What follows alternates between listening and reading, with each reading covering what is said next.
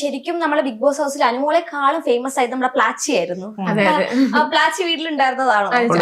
ചേച്ചിക്ക് അറിയാം കഥ. ഞാനും അനുവും കൂടെ കുറച്ചുനാൾ മുന്നേ ഒരു വർഷത്തിന് ആയി കാണും. ഞങ്ങള് പോയപ്പോ വാങ്ങിച്ചതാണ് ഈ പ്ലാച്ചി എന്ന് പറയുന്നത്. സ്റ്റൈൽ പ്ലസിൽ മേടിച്ചതാണ് ഈ പ്ലാച്ചി എന്ന് പറയുന്നത് ഡോൾ. പക്ഷെ പലരും പറയുന്ന കേട്ടോ അവിടെ നിന്ന് കൊടുത്തതാണ് എന്നൊക്കെ പറയുന്നുണ്ടായിരുന്നു. ഇവര് ഏഷ്യാനെറ്റിൽ തന്നെ പറഞ്ഞു നിങ്ങൾ എപ്പോഴും ഇഷ്ടമുള്ള ഭയങ്കര ഇഷ്ടമുള്ള ഒരു സാധനം നിങ്ങൾക്ക് കൂടെ കൊണ്ടുപോകാന്ന് പറഞ്ഞു. അങ്ങനെയാണ് പ്ലാച്ചിനെ കൊണ്ടുപോയത്. പ്ലാച്ചിയാണ് ഇപ്പൊ ഫെമിലിയർ ആയത്. യൂസ് ചെയ്യുന്നില്ല,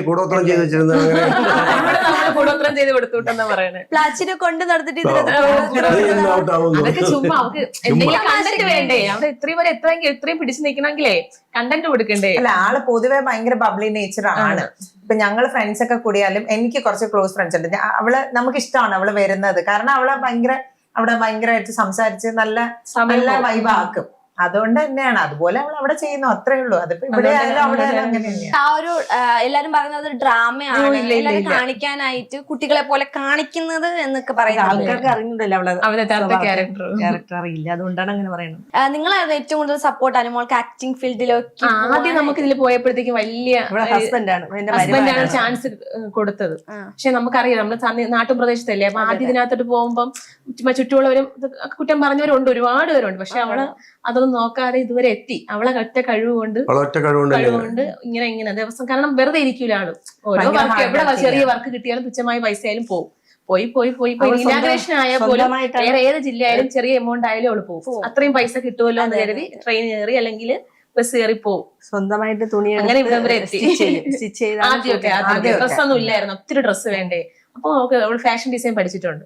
ഡ്രസ്സ് എടുത്ത് യൂട്യൂബ് നോക്കി സ്റ്റിച്ച് ചെയ്യും, നല്ല സാരി തുണിയൊക്കെ എടുത്തിട്ട്. പിന്നെ ഇപ്പോഴും കൊളാബ് ഇഷ്ടം പോലെ കിട്ടുന്നുണ്ട്, നല്ല ഡ്രസ് ഉണ്ട്. അപ്പോ ഈ അനുമോളാണ് വീട് വെച്ചെന്നൊക്കെ പറഞ്ഞ അനുമോളാണ് അവിടുത്തെ രണ്ടാമത്തെ നില വെച്ചു. ഇവിടെ നമ്മള് എല്ലാവരും കൂടെ ചേർന്ന് ഒരു വീട് ഇവിടെ വെച്ചു. അവിടെ അനുമോള് സ്വന്തമായിട്ട് വീടൊക്കെ വെച്ചു. വീടുണ്ടായിരുന്നു, അതിന്റെ മുകളിൽ ശേഷം അവള് ഇതിൽ പോയി കിട്ടിയ പൈസ കൊണ്ട് അതിനെ ഒന്നുകൂടി റിനോവേറ്റ് ചെയ്ത് അവൾക്ക് വേണ്ടി മുകളിലെല്ലാം 2 ബെഡ്റൂം ഹാളെല്ലാം നമ്മള് മുകളിൽ അവളെ ഡ്രസ്സും കാര്യങ്ങളെല്ലാം സൂക്ഷിക്കാനും എല്ലാം. ഇപ്പൊ നമ്മൾ 3 വർഷമായി ഇവിടെ താമസിക്കുന്നത്. ശരിക്കും അച്ഛനും അമ്മയ്ക്കും അനുമോള് ഈ ഒരു ഫീൽഡിൽ എത്തിയത് അല്ലെങ്കിൽ ടിവിയിൽ കാണുമ്പോ അഭിമാനമാണോ? പിന്നെ എല്ലാ കാര്യങ്ങളും അമ്മയുടെ അച്ഛനെ നോക്കണം അവളാ, ഏത് കാര്യവും. ആൾക്കാർ ചോദിക്കാം. അതിനകത്ത് പോയതിനു ശേഷം അമ്മ എല്ലാവർക്കും അറിയാം. വണ്ടിയിലൊക്കെ യാത്ര ചെയ്യുമ്പോഴൊക്കെ ഇങ്ങോട്ട് മനസ്സിലാവും, ആരാധകരൊക്കെ കൂടി. അനുമോള് ബിഗ് ബോസ് വിന്നറായി തിരിച്ചു വന്നതിന് ശേഷമുള്ള ഫസ്റ്റ് പ്ലാൻ എന്താ? നല്ല ഫുഡ് കൊടുക്കണം, അതാണ് മെയിൻ. നേരെ അടുക്കളയിൽ കയറ്റാൻ പ്ലാൻ ഉണ്ടോ? നല്ല ഹെൽത്തി ഫുഡ് കൊടുക്കണം. അത് കഴിഞ്ഞിട്ട് ഇനി കിച്ചണില് കുക്കിങ്ങിനായിട്ട് അതിനാഗ്രഹം ഇവിടെ ഇല്ല അവക്ക്, സമയമില്ല അവക്ക്. ഒന്നാമത്തെ കാര്യം സമയമില്ലാത്തത്.